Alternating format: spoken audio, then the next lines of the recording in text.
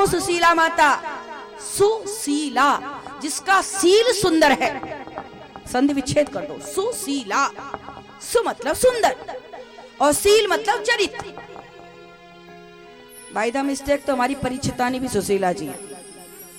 हाँ, एक बार जोरदार तालियां बजा दो। ऐसे आपकी खीर बहुत याद आ रही है मुझे, इन्होंने शुरुआत कराई, अभी तक चल रही है। जिसका सील चरित्र सुंदर है उसका नाम सुशीला।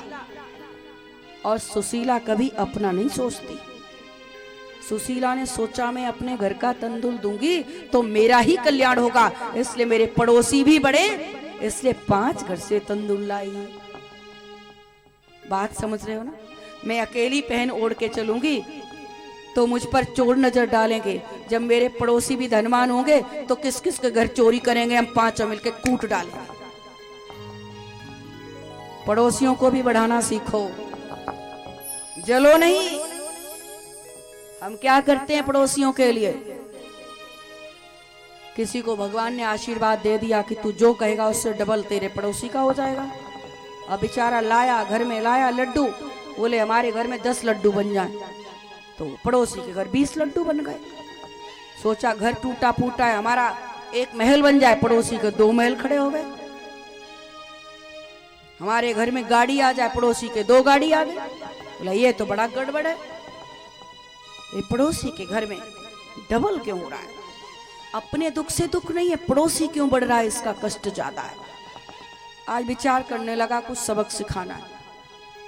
रात भर सोचता रहा, सुबह उठा, हे भगवान ऐसा करो, आपकी कृपा जो दिया हुआ फल मेरे पास है, वो फल की ऐसी कृपा हो जाए कि मेरे घर के आगे कुआं खुद जाए। अब पड़ोसी के आगे दो, हे भगवान अब ऐसा करो मेरी एक आंख फूट जाए हो। अब सोचो, बोलो अपनी तो एक गई, बाकी दोनों चली गई। इतने गिर जाते हैं हम,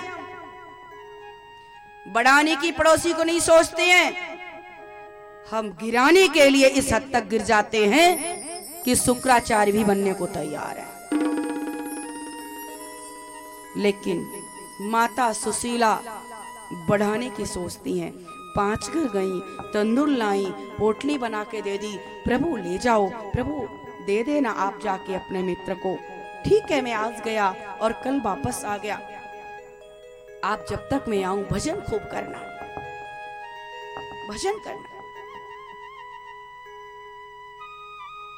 अब चलते चलते आप गए हैं द्वारिका धाम तो देखा होगा कि भेंट द्वारिका जाने के लिए समुद्र पार करना पड़ता है। अब चलते चलते तो पैदल वैसे ही थक गए तो कैसे जाए? जब अपनत्व होता है ना तो बहुत कुछ कह दिया जाता है। मेरा भी कुछ आपसे अपनापन है, इसलिए खुले मिजाज से बात करती हूँ, डर नहीं लगता, जो आया कह दिया। ऐसे ही मित्र सुदामा कहते हैं, अरे मित्र कृष्ण तू सोचता होगा कि मैं तुझसे कुछ मांगने आ रहा हूं, मैं मांगने नहीं आ रहा हूं, मैं तो चलते चलते थक गया हूं। अरे मैं तो दर्शन करना चाहता था, अब थक गया हूं, चला नहीं जाता। अब सुन, तेरी 7 बार गरज पड़े तो मैं समुद्र के किनारे लेटा सो रहा हूं और तू आके ले जा। क्यों भैया, अपने अपने मित्र से किसी किसी तो आप भी बोलते हो कैसे? तेरी 7 बार गरज पड़े और प्रभु इसी बात के तो भूखे हैं, कोई अपना कहे। और लेट ही पाए थे, आधी चादर बिछाई, बालू का तकिया बनाया, आधी ओढ़ी। जैसे ही ओढ़नी शुरू की एक आवाज आई, अरे कोई है, कोई है जो द्वारिका धाम जाने वाला है? ये नौका द्वारिका धाम जा रही है, कोई है? आओ पधारो पधारो। अब उठे, अरे अरे प्रभु मैं जाऊंगा, मुझे बिठा लो। आप जाओगे द्वारिका धाम? किससे मिलने? बोले वो मेरा बचपन का मित्र है ना, लंगोटिया यार, वो कृष्ण, मैं कुछ उससे लेने नहीं जा रहा, बस सिर्फ मैं दर्शन के लिए जा रहा हूं, आप मुझे ले चलोगे ना? भगवान ने कहा, बारे सुदामा, दुनिया बदल गई पर तू नहीं बदला, तू नहीं बदला। भगवान ने कहा, सुदामा कुछ उतराई देने के लिए है, नोट नोट दाम दक्षिणा है। अरे प्रभु, आप भी दाम दक्षिणा की बात करते हो और केवटों की तरह आप भी छोड़ जाओगे, मेरे पास कुछ देने के लिए ही तो नहीं है।